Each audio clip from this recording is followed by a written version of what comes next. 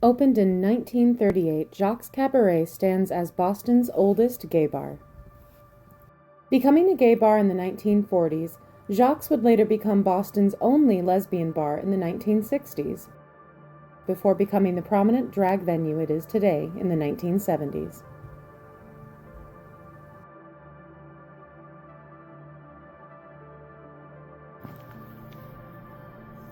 Flash once to say hi. Flash twice to say bye. That was one flash. 2 flashes. All right. Well, you're just going. Flash faster if you want to talk. Oh, hello. Okay. I'm gonna hang out for a second. So we'll say flash once for yes, and 2 quick ones for no. Yeah? No. So do you want to talk?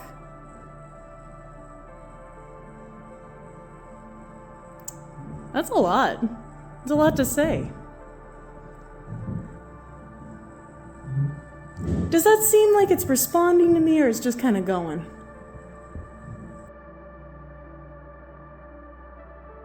So we just had a little bit of an interaction with some light bulbs, and right now I have Joey March going upstairs to take a look and walk back and forth along the stage to see if these lights start flashing because of potential movement upstairs.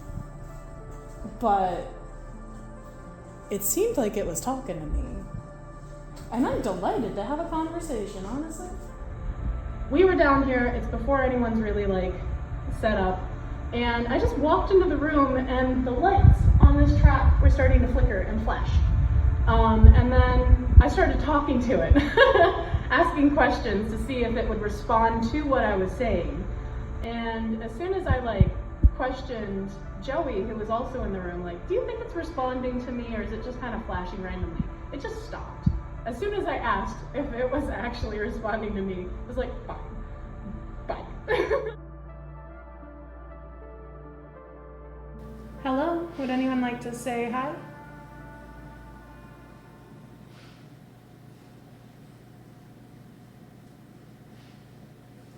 I really appreciated the lights flashing earlier. That was really cool. If anyone is here, can you get the lights to flash again? I do get that people would be unsettled down here by themselves, especially when the whole building is just empty. Hi! Especially when the whole building is just empty. Hi! Can you flash twice for me? Thank you. Thanks for coming back to say hi. I really appreciate it. Oh, I'm delighted. Did you used to perform here? You did? No. Okay. Were you a guest? The lights are flashing again. You weren't a guest. Did you work here?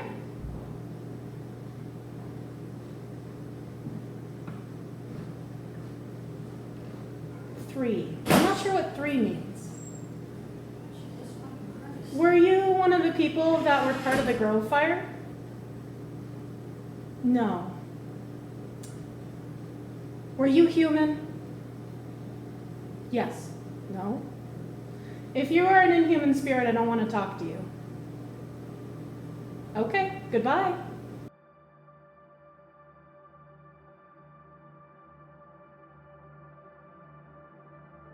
On November 28, 1942, 492 people perished in the Coconut Grove nightclub fire. The fire is said to have started after a busboy used a match while attempting to relight the bulb on top of one of the very flammable palm trees within the club. He blew out the match and tossed it to the ground without fully extinguishing it. Despite the club having a max capacity of 460, on the night of the fire there were close to 1,000 patrons within the club, ranging from celebrities to politicians and some patrons as young as 14. As many tried to escape the flames working their way through the maze-like building, they were unable to escape due to all of the emergency exits being locked, with some being completely bricked over. This was done at the request of the club's owner in an attempt to keep the patrons from being able to sneak in without paying, leaving hundreds of patrons fleeing through a single revolving door at the front of the club. Due to the amount of victims, hospitals and city morgues quickly became overwhelmed, and bodies were brought into local businesses such as Jacque's to be temporarily stored. This was confirmed by longtime Jacque's Cabaret employee Johnny, whose father was one of the responding firefighters to what is still one of the worst fires in Boston's history. Despite multiple fire code violations ranging from locked exits, boarded windows, and flammable decorations, the club's owner was only charged with 4 counts of manslaughter. The owner served just under 4.5 years. Do the spirits of the people whose bodies were brought into Jacque's for storage continue to linger? Are they seeking justice that they were denied in life? Or have these spirits found peace within the walls of Jacque's Cabaret, a place that has been a safe haven since the 1930s?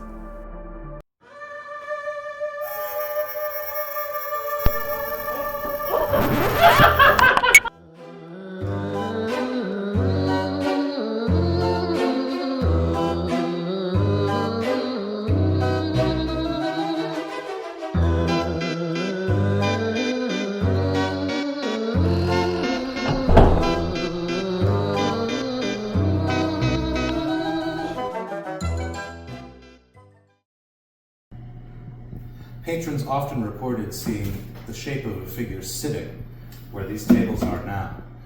There were so many complaints that they removed the original couches because it unsettled so many of the attendees. So one of the activities that are often reported is that people see a pacer, a ghost just pacing back and forth exactly where I am, here behind the bar. One of the workers was down here post-COVID and was emptying out expired beer because what else are you going to do with it? And he actually said he saw the pacer at the corner of his eye come to the doorway and just shake his head no. Like, what are you doing, man? He's like, I have to. I would love to see that.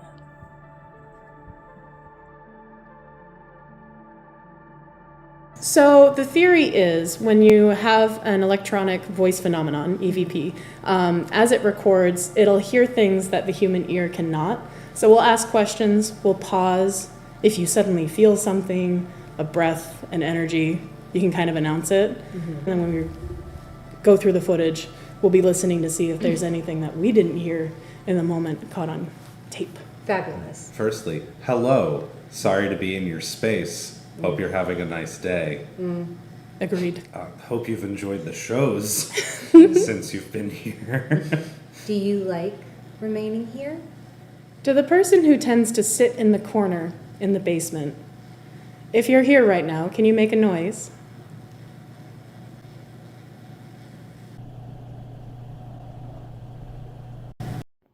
Hey, so I am currently editing, and this is the part where Complete is about to react to something in the group EVP session.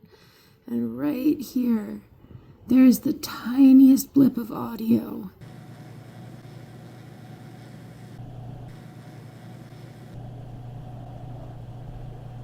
To the person sitting in the corner.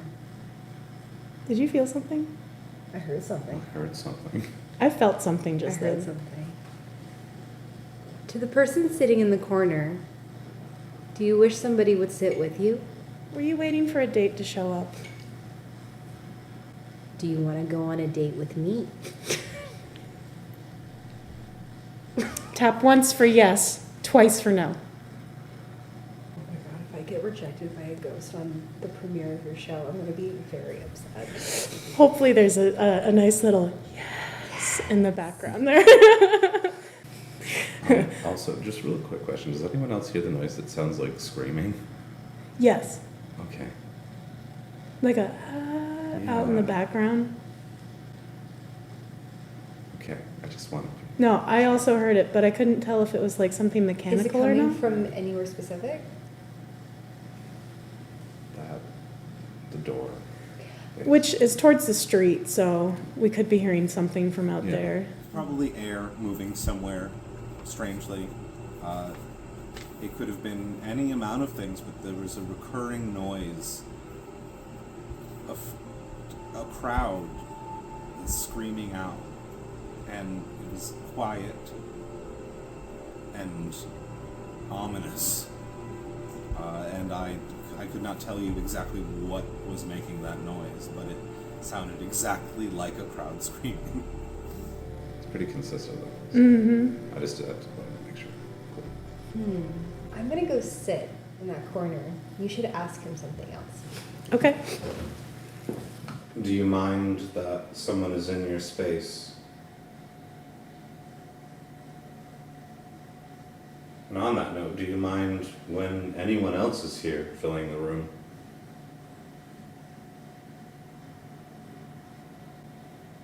It does feel heavy over here.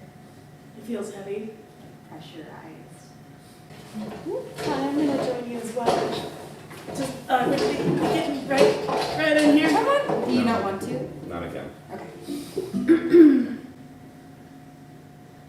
It does feel different here. It does. Do you feel like here? Yeah. Yeah, me too. And more specifically right now, like throat. I feel very much like that. It's heavy. So, admittedly, I am a little jokey. I'm open to things, but a lot of times I'm not afraid to make a little fun here and there. But I do have to say, when I sat over in the infamous chair, in the infamous spot, I felt an immediate kind of pressure, like just something on either side, maybe like a big hug or just like a pressurized feeling. So that was nice. When I was sitting there before, and also when I was changing there the last time I was here, it just felt just very, very present. Just a constant, I am here, observing and waiting. I feel like I'm intruding. Definitely. Getting right in here. Come on. The person who stays in this corner, if you want either of us to go away, let us know. After that, we decided to go explore where the pacer has been seen and the little storage area that's behind the bar in Jacque's Underground. We got out the night vision camera, had a little look around, we were getting some spooky feelings, and we decided to use the Ghost Tube app.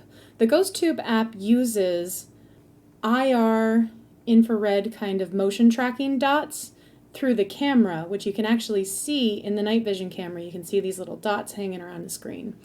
And what it'll do is it will track human figures or human-like figures and put a little stick figure on them so you can see them inside the app. There's Allie. And let's just scan the room and see. Yes. That's probably our reflections. That's us, yeah. Can you imagine there was another extra reflection? I'd fucking die. Okay, that's the corner. I don't like when the audio comes on, but we're not seeing any stick figures in that corner. But let's take a little trip, shall we? Like we can see Throb, so it works on people. The theory is that this will just pick up on things we can't see. I don't want to look over here. Yeah, right. Yeah, right.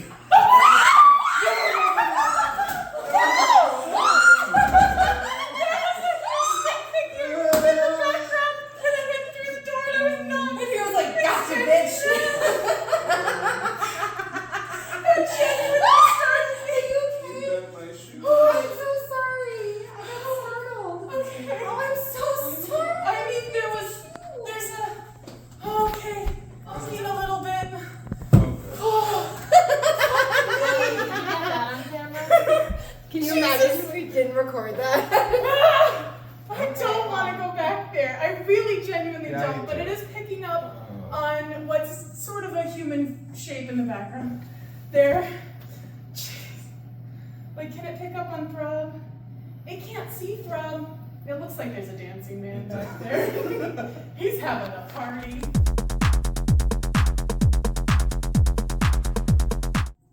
I'm a wimp. I should not be hosting a ghost hunting show because I will jump at almost every jump scare. Even when there's a fake out, I'm like, don't do it. And I'm on edge. And the TikTok apps where you see the little stick figure men get me every frickin' time. So of course we had to do it. I only mildly regret that because my heart is still mildly going. Calming down, it's fine. It's partly the caffeine. But it did get me because I did not want to look down that hallway with that app. And I did scream like a little girl when I saw that stick figure appear. And I ran. I will be the first to just jump and run. So, solid ghost hunter right here, ready to just go anywhere else. Clearly, after that devastating blow to my ego because of some lights in the background, I needed a minute. So Throb decided to continue the investigation and go and do a solo EVP down in the deep, dark, scary place. Here's what happened.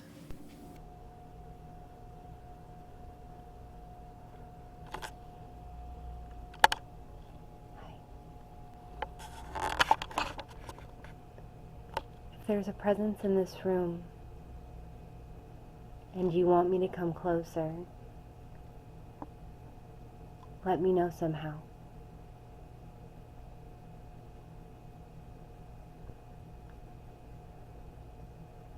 Yeah, right here.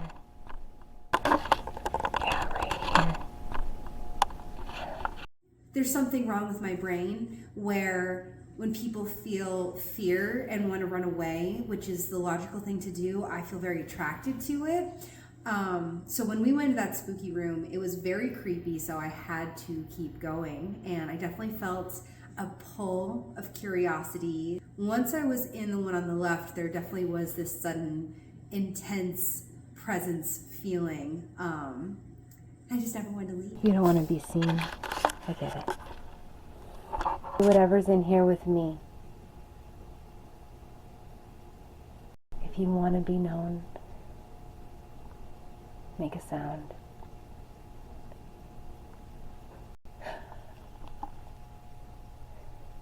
Okay.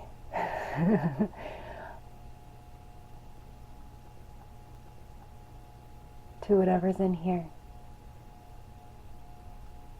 Do you like being alone?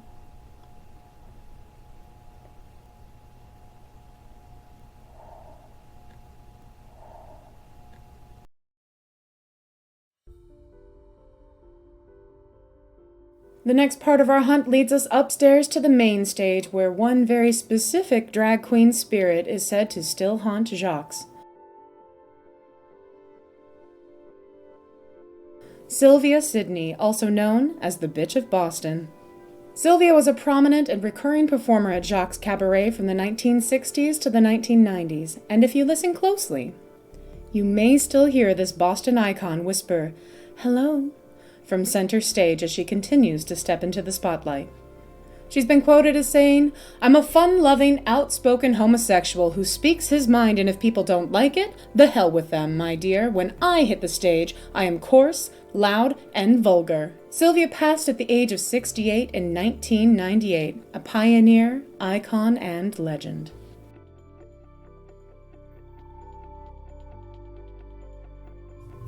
Hi there. I hope you don't mind that I'm in here.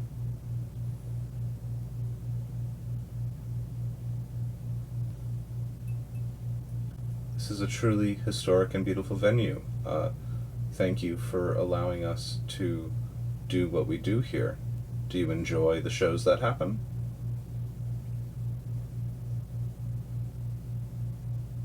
When I walked in, I got a gust of perfume and felt a little lightheaded. Was that you? What's your favorite makeup product?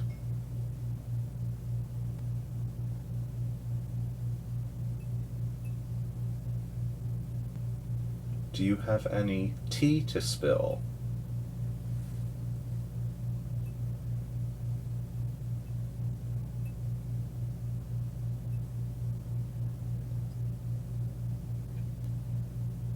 Is that tinkling noise you?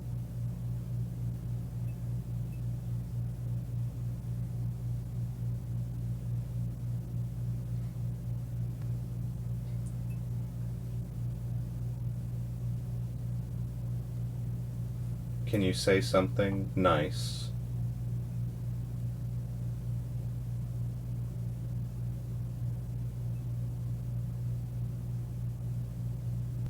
I just want to say thank you for your time. I hope you have a very good day. Thank you for letting us be here. Going into the dressing room, and this has happened on several occasions when I've been in this space performing, even when there are other people around, but heading into that dressing room, I don't want to say it feels like a hug, but it feels like entering a presence. And I always get mildly lightheaded at first, which I don't think it's from that one little step up, because it's not much of a step up. And I certainly didn't have issues getting up onto the stage with that sensation. But that's what happens occasionally when I do enter the dressing room, and that happened today, and that lingering sensation did not quite leave. Also, when I was doing the EVP session, there was an occasional tinkling, like glass, and I could not necessarily pinpoint what was making that noise, and it was inside the room. It wasn't outside of the room. Jacque's Cabaret is a living piece of queer history, with a lot of history still bumping around and thriving inside of it. When we heard the stories about Jacque's and how haunted it was, we were hopeful we would experience something, but this was a lot. We had flashing lights, potential EVPs, and all sorts of interesting feelings and phenomenon that happened along the way. But, is Jacque's Cabaret haunted? That's for you to decide. You're not a happy ghost. You're not a happy ghost. This is a very serious, somber moment. Just a little bit. You're so evil. You're so spooky.